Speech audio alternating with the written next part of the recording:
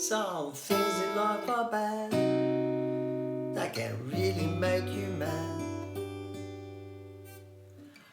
Other things just make you scream and curse. When you're chewing on life's gristle, don't grumble, give a whistle, and this'll help things turn out for the best. And everyone knows where I'm going with this song. It's very, very famous. It's off one of the best movies ever made.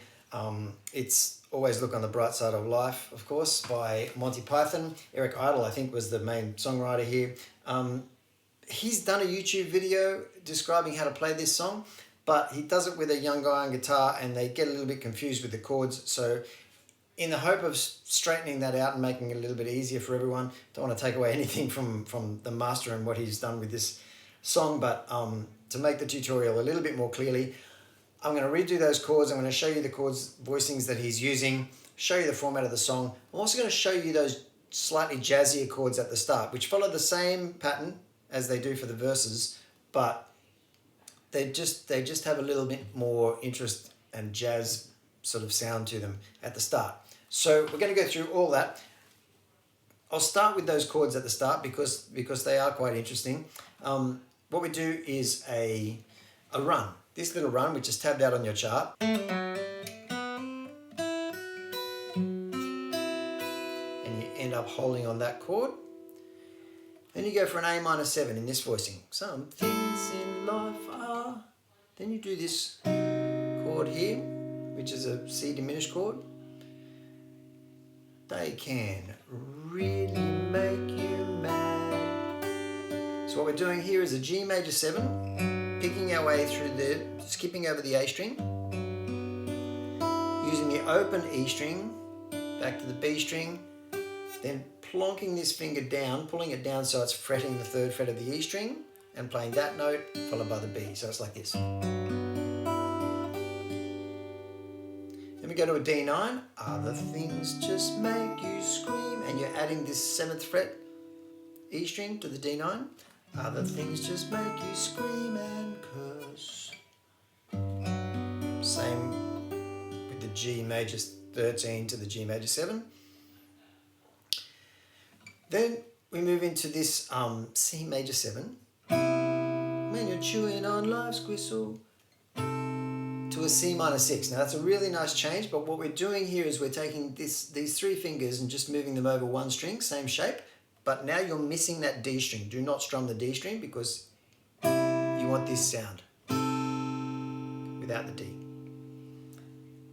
And then the G6, don't grumble, give a whistle, E7. Then we do an A13. This will help things turn out for the D7, the best.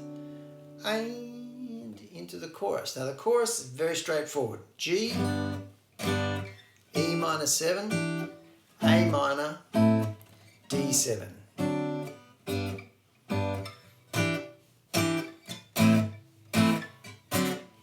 And you sort of want to chomp those chords and cut them short. Now, there's a bunch of variations you can do with this. You can, do your G's, E minor 7s, A minors, and D7s any way you like. But they're the way that Eric Idle plays those chords. So that's the way they're on your chart. And I've put all the little diagrams on your chart, the way they've been played as best I can tell. The intro, it's got all those voicings in it. The rest of the song where you need them have those voicings in them as well. That's the chorus. Now, it just goes chorus, back to verse, chorus, back to verse, chorus, chorus, chorus, and fades out. So all we need now is to run over the verse chords the way Eric Idle played them, which is a bit simpler than the ones at the start. You don't have to do the ones at the start like that. I just wanted to add them in there because they sound very nice. So you've got A minor, A diminished, G, normal G bar chord shape, then a G6. That might take a little bit to get your fingers around. Do it again. A minor, A diminished, G, G6. Third time through, A minor, A diminished, G, E7. You do an E7 there, or you can do an E7 there. And A7, instead of the A13, will turn out for the best. D7.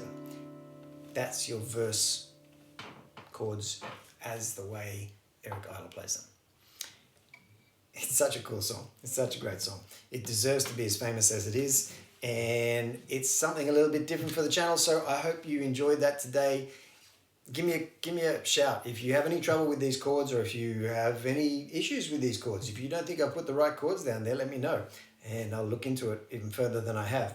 But I'm pretty sure I've got them right. So they're really lovely chords, those sort of voicings, and I love this C major 7 to C minor 6. Beautiful chord changes. So thank you very much for watching. We will see you here again next time, and keep looking on the bright side of life.